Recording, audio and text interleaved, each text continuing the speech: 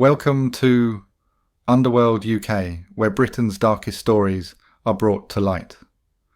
From the gritty streets of gangland London, Liverpool, Manchester and Birmingham, from Curtis Warren to the Cray twins to county lines and modern-day true crime, we cover everything.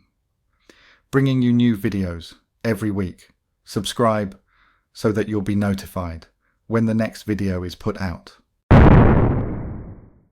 In a quiet Cheshire town, tucked away between the cities of Chester and Manchester, the daily rhythm rarely changes.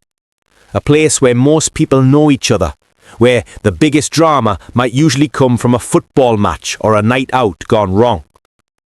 But in early 2025, one man's arrogance would turn that peace into a police investigation, and his own bedroom into the scene of his downfall. His name was Alfie Drummond, just 23 years old. And despite thinking he was running a smart, small-time drug operation, he ended up exposing himself in one of the most avoidable arrests in recent memory. He filmed everything: his cocaine stash, his cash, his weapons, all from the comfort of his own home. A digital diary of self-incrimination. This is the story of how a Winsford drug dealer became his own worst enemy. A case that police later described as one of the daftest they'd ever seen. But beyond the headlines lies a story about a growing problem across Britain. Young dealers glamorizing a lifestyle they barely understand, documenting their own downfall through a camera lens. This is Underworld UK. And this is the case of Britain's dumbest drug dealer. Winsford, a working-class market town in Cheshire, with a population just over 30,000. It's not a place that usually makes national news, but like many smaller towns in England, it hasn't escaped the slow creep of the cocaine trade. The demand for flake, as it's often called on the streets, reaches everywhere, from big cities to small estates. And for people like Alfie Drummond, that demand was opportunity. He wasn't a major player, not a cartel boss or a gang leader, but in his head he was living the lifestyle. Cash, coke, weapons and bravado.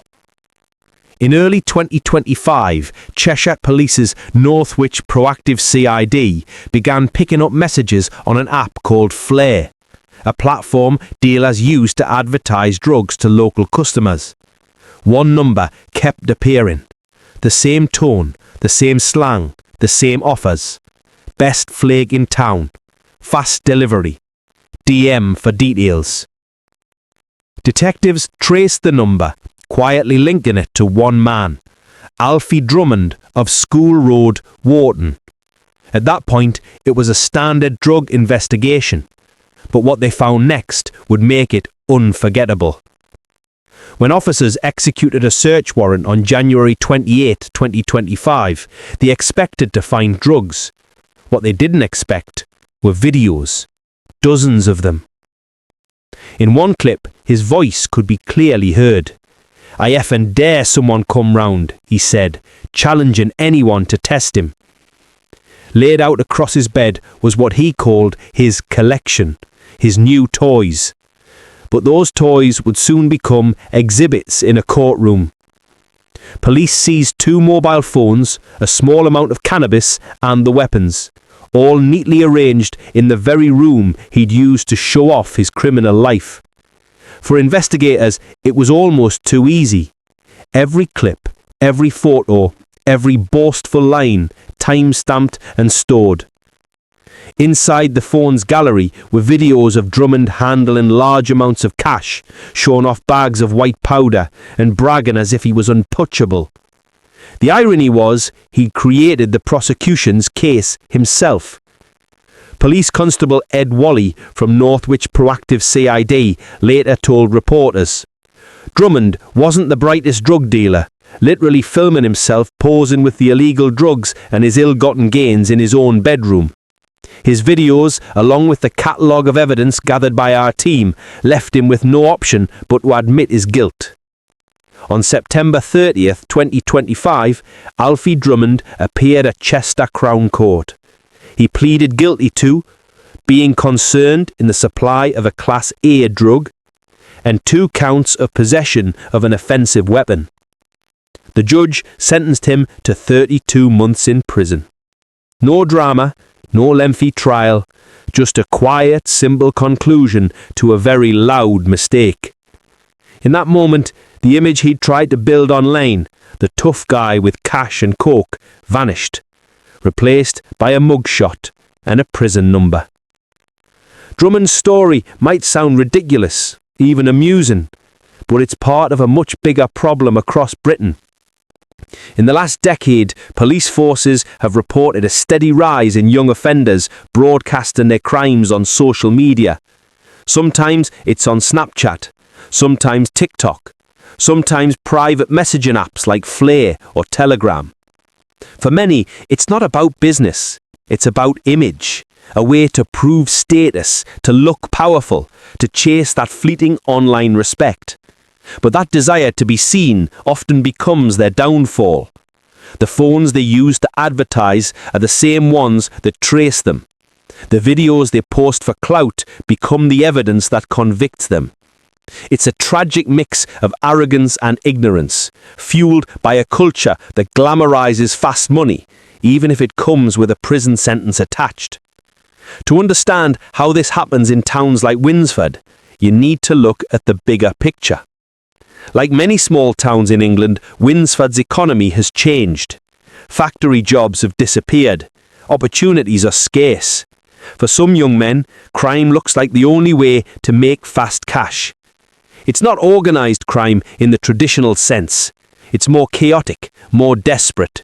A generation raised on social media, where reputation is built on likes and shares rather than loyalty and silence. Drummond wasn't a hardened criminal. He was a product of that environment, chasing validation online instead of fear in the law. After the sentencing, P.C. Wally added, "I welcome the sentence handed to him by the court, and I hope that it acts as a warning to others. Drug dealing has a hugely detrimental impact on our communities, and we're committed to ensuring those responsible are held accountable." He went on to remind the public that the fight against illegal drugs is ongoing, and that cases like Drummond's show just how careless some dealers have become. For the police, this wasn't just another arrest.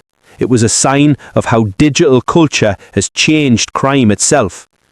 So what can we learn from Alfie Drummond? Maybe that crime today isn't just about territory or power, it's about visibility. And when the need to be seen outweighs the instinct to stay hidden, people like Drummond write their own downfall. He wasn't running an empire. He wasn't untouchable. He was a young man sitting in his bedroom recording evidence against himself, one clip at a time. In the end, he gave police everything they needed, a digital confession wrapped in bravado. And when the door to his cell shut behind him, all the videos, the weapons, the new toys, they meant nothing. Across the UK, stories like this are becoming more common. Young men trying to mimic the world they see online, the trap life, the quick money, the fantasy of control. But the reality is much colder. For every flashy clip on social media, there's a police file building in silence. For every boastful message, there's a timestamp. And for every young dealer who thinks he's invincible, there's a prison cell waiting.